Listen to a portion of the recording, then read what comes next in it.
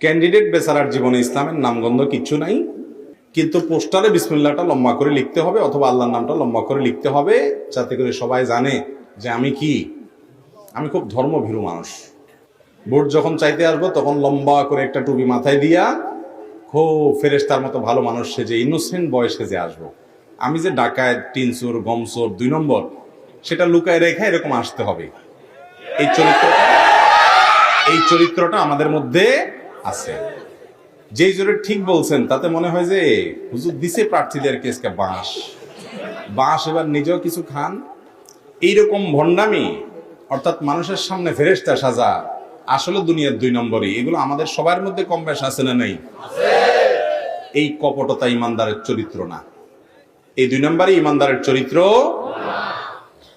আপনি মানুষের সামনে খুব ভালো সাজলেন, আমি খুব ভালো সাজলাম, লম্বা লম্বা ওয়াজ করলাম, যে ওয়াজ আমি আপনারাই করলাম ওইটার উপর নিজে আমল করলাম না, আল্লাহ মাফ করো, এটা কখনো ইমানদারের চরিত্র হতে। অতএব এই রোগটা শুধু ওই বেচারা প্রার্থীদের মধ্যে আছে না ভোটারদের মধ্যেও আছে? তাহলে এত দূরে ঠিক বলার তো কারণ নাই, ঠিক তো নিজেদের বিরুদ্ধেও আসে, তাই না? আল্লাহ তাআলা আমাদের সবাইকে খাঁটি মুসলমান হওয়ার তৌফিক দান করুন। আমাদের কথা এবং কাজে যেন মিল থাকে, আমরা যেন 2 নম্বরে না করি, বাটপারি না করি, চিটারি না করি, প্রতারণা না করি, খাঁটি মানুষ হই, যার ভেতর এবং বাহির এক, 2টা পরিচয় না থাকে। এই 2টার উপর কারণেই পোস্টারে দেখেন যে বিসমিল্লাহির রহমানির রহিম লম্বা করে লেখা, অথচ ওই ক্যান্ডিডেটই তার প্রচারণার জন্য বহুত ইজি বাইক ভাড়া করে সেখানে সামনে একটা পিছনে একটা মাইক লাগায় এলাকাবাসীকে চাইলেও গান শোনায়, না চাইলেও গান শোনায়। দেখুন, পোস্টারে বিসমিল্লাহির রহমানির রহিম লেখা, এই বিষয়টা ওই সময় অনুচিত।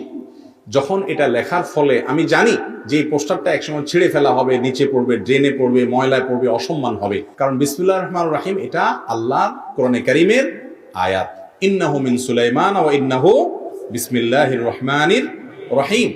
সূরা নামলের আয়াত এটা, বিসমিল্লাহির রহমানির রহিম। আপনি পোস্টারে লাগাইলেন রাজনৈতিক উদ্দেশ্য হাসিলের জন্য অথবা অন্য কোনো উদ্দেশ্যে, কিংবা আপনি ভালো উদ্দেশ্যেও যদি উল্লেখ করেন, এরপরে আপনি জানেন এটা যেন তেন ভাবে ছিঁড়ে ফেলা হবে, পায়ের নিচে পড়বে, ড্রেনে পড়বে, ময়লা আবর্জনার সাথে মিশবে এবং যেন তেন ভাবে এটার অপব্যবহার হবে, অসম্মান হবে, তাহলে আপনি এই জায়গায় আল্লাহর নামটা এভাবে লেখাটা উচিত না।